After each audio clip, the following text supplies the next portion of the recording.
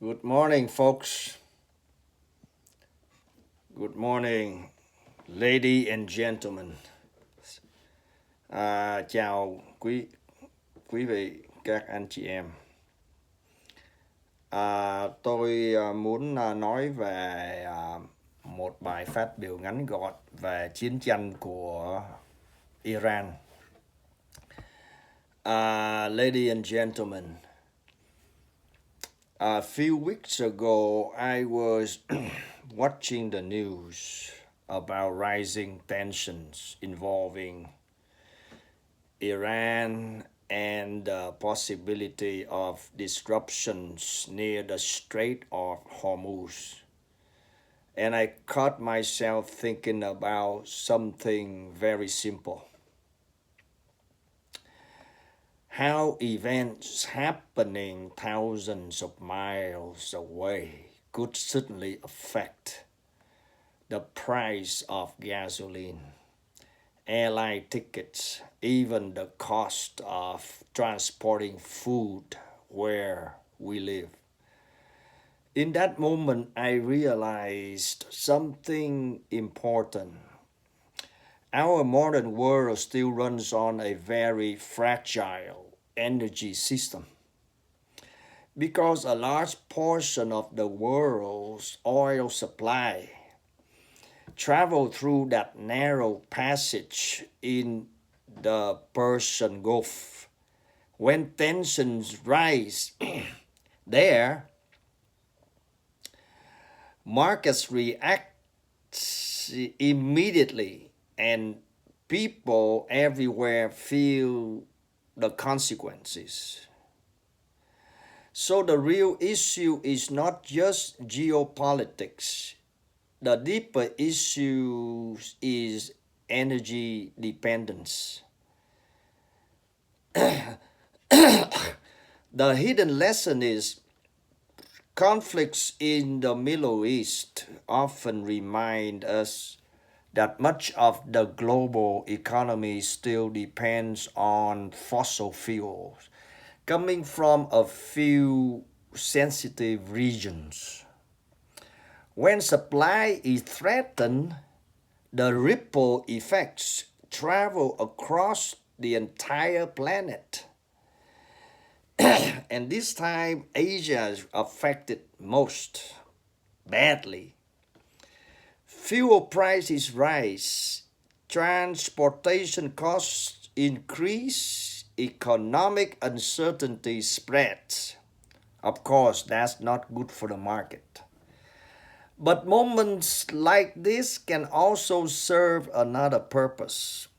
They can act as a wake-up calls.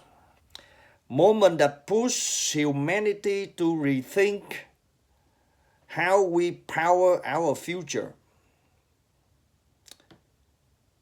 Well, talking about how we power our future, three pillars form a more stable energy future.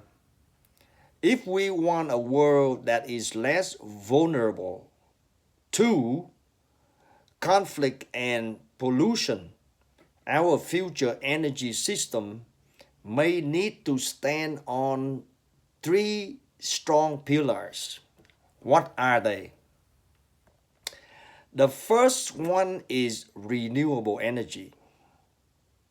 Solar and wind power are expanding rapidly. They produce electricity without burning fossil fuel and without polluting the air. Second, advanced nuclear energy. Nuclear power can generate large amounts of reliable electricity with almost no carbon emissions, providing stable energy even when the sun is not shining or the wind is not blowing. Third, electrified transportation.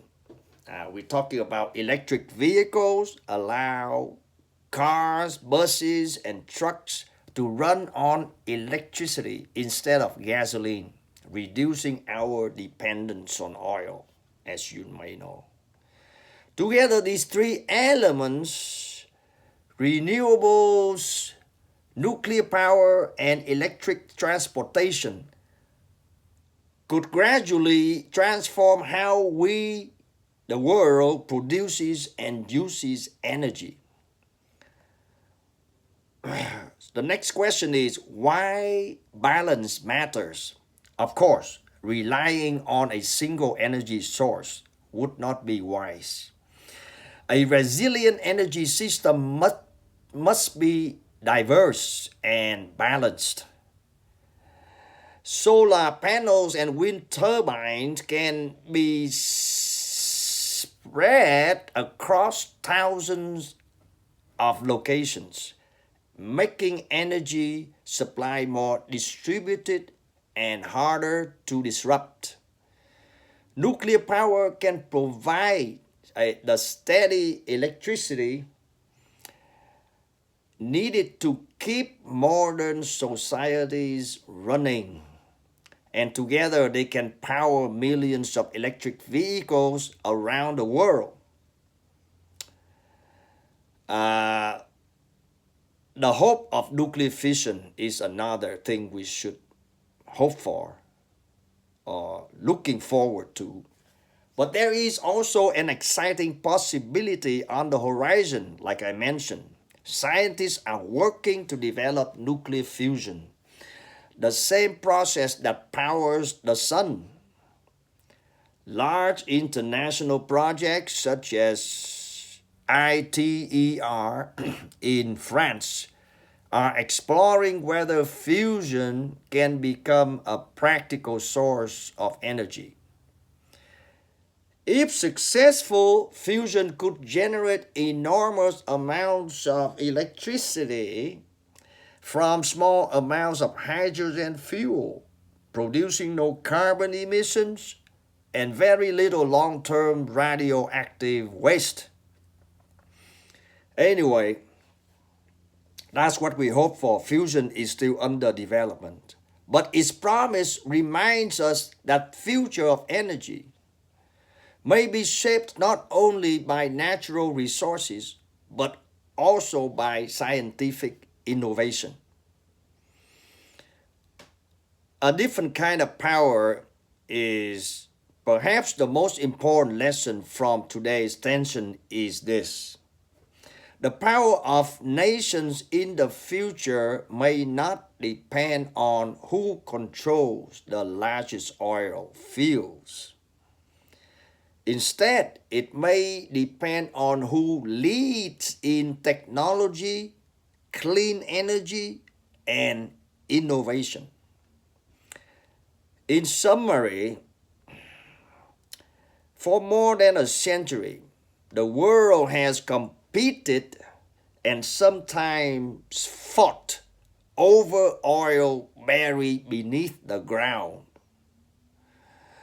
But the energy of the future may come from three sources all around us: the sun above us, the wind around us, and perhaps one day the power of the stars themselves through nuclear fusion will help us. So if we move in that direction, the lesson from today's conflict may help guide us toward a cleaner, more stable, and more peaceful world.